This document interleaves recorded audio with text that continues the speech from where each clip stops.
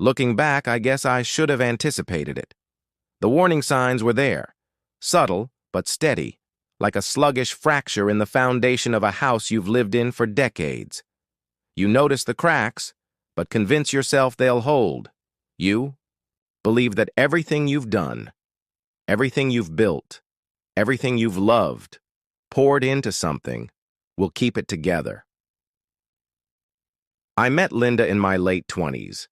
She was kind, ambitious, and carried an unshakable optimism, the kind that makes you believe love is enough to overcome anything. She was a single mother, raising Anna, who was just 5 years old when we started dating. I fell in love with Anna, too. A little girl with enormous brown eyes and a gap-toothed smile, who clung to her mother's hand as if the world might swallow her whole if she let go. Her biological father, Eric, was a ghost, never truly present. He would appear just long enough to make grand promises. "We'll go to Disney next summer. I love you, sweetie. I'll buy you that bike for your birthday. I'll be around more, I swear." But he never did. And every time he left, I saw how it devastated her. I never tried to take his place. I never told her to forget him. But I was there. The one who taught her how to tie her shoes, carried her on my shoulders at the fair, helped with school assignments. I still remember the first time she called. "Me, Dad." We were in the backyard and she was trying to jump rope. Her small hands gripped the rope tightly, frustration furrowing her brow. "Dad, help?" I froze. I hadn't expected it. But hearing it from her lips, something inside me settled. From that moment on, she never stopped calling me Dad. The years passed. I stayed up late helping her practice counting beats for her first dance recital. I held her in the living room when she got sick at 3 in the morning while Linda rushed for the thermometer. I sat her down when she was bullied in middle school and reminded her she was stronger than she knew. By the time she was a teenager, I didn't need a DNA test to tell me I was her father. It wasn't blood, it was everything else. When she started college, I worked extra shifts, took on side projects, whatever it took to give her opportunities she never had before. I paid for her books, tuition, rent. I did everything I could.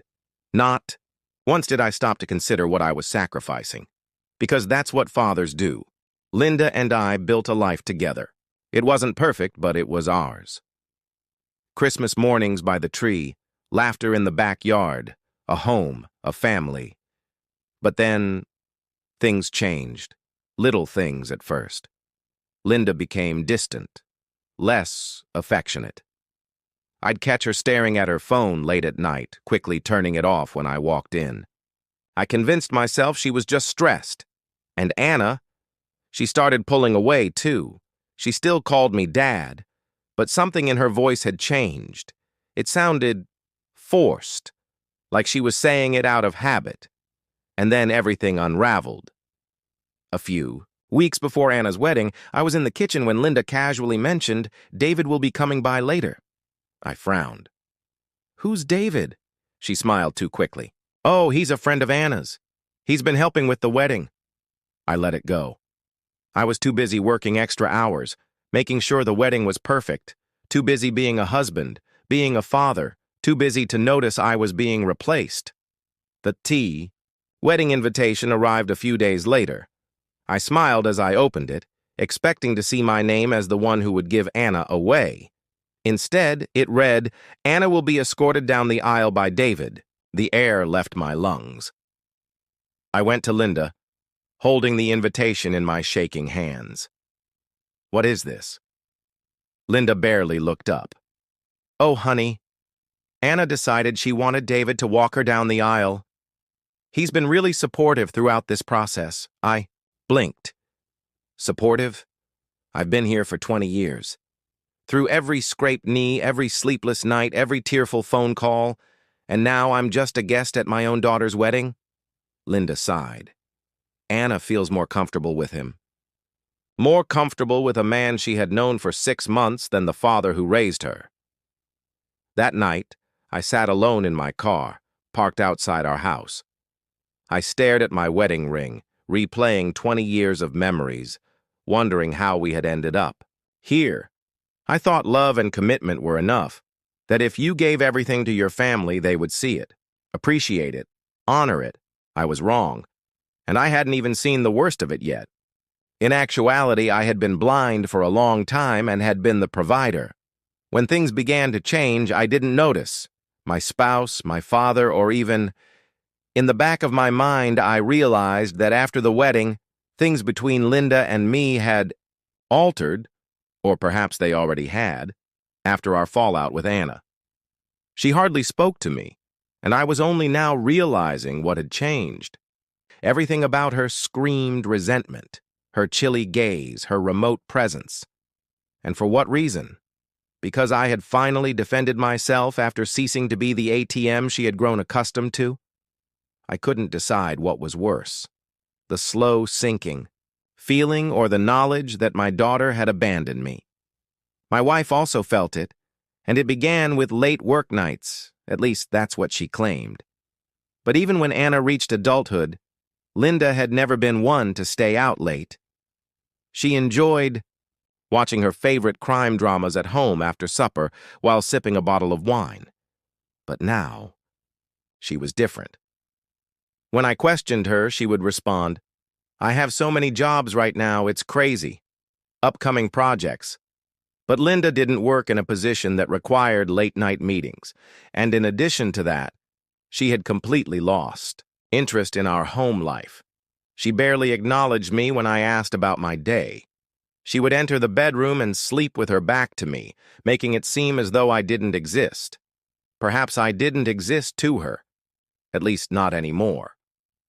It was late when I first heard his name, David, in a conversation unrelated to the wedding, and it made my stomach turn. I woke up in the middle of the night to get a drink of water and walked past the living room where Linda was on the phone. "I don't believe it was David." "He suspects something," she whispered. I froze. She laughed sweetly, softly. Just as she used to. It's been a long time coming, to be honest. I just need to figure out how to properly tell him I stayed.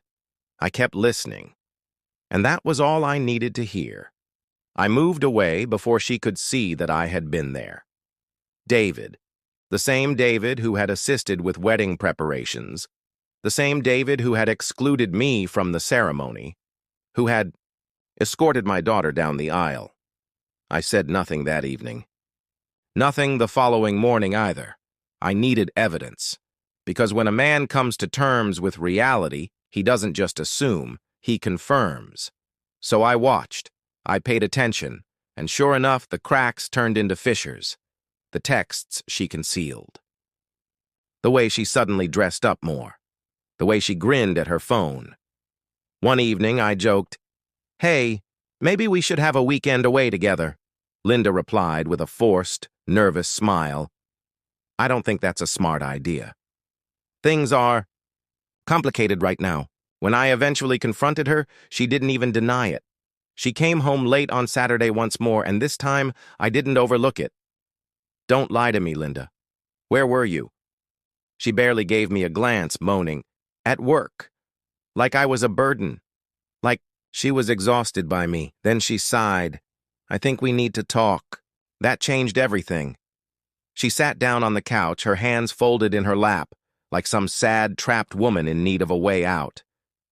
"I'm seeing David," she stated, without hesitation, without remorse, exactly as if she were describing her lunch to me. I stared at her. She shrugged. My fists clenched. "So this was never just about Anna's wedding, was it?" I asked. She didn't even flinch. "You weren't merely supporting her choice. I'm sorry," she cut in, "but things haven't been working for a long time." She made it sound like this was my fault. Like she hadn't been sneaking around. Like I was the one ruining our marriage. She had stolen the life we built and given it to someone else. And now, she was asking me to just accept it. In a frigid voice, I asked, "What do you want? Me to do?" She hesitated for a moment before finally saying, "I think you should move out." The words chilled me to the bone. Are you serious? She nodded. And then, as if it was the most normal thing in the world, she added, David and we want to start over. This house has too much history. I think it would be best if you left. I stared at her, waiting for a hint that this was a sick joke. But there was nothing. No regret, no hesitation, just a woman who had already made up her mind. I didn't argue. I didn't scream. I wouldn't give her the satisfaction of watching me break. Instead, I nodded and I packed. That evening, Linda didn't ask me to stay. She didn't try to stop me. After 20 years of being a husband and father, I finally realized something as I walked out that door. I had always been the man who never left, who never gave up, who never fought back. But now, I was done. She had removed me from our lives. For David. And for the first time in a long time, I chose myself. Leaving the house I built, the family I dedicated my life to, it should have broken me. But it didn't. Because I wasn't leaving a home. I was leaving a lie. And as I drove away that night, I promised myself I would never go back.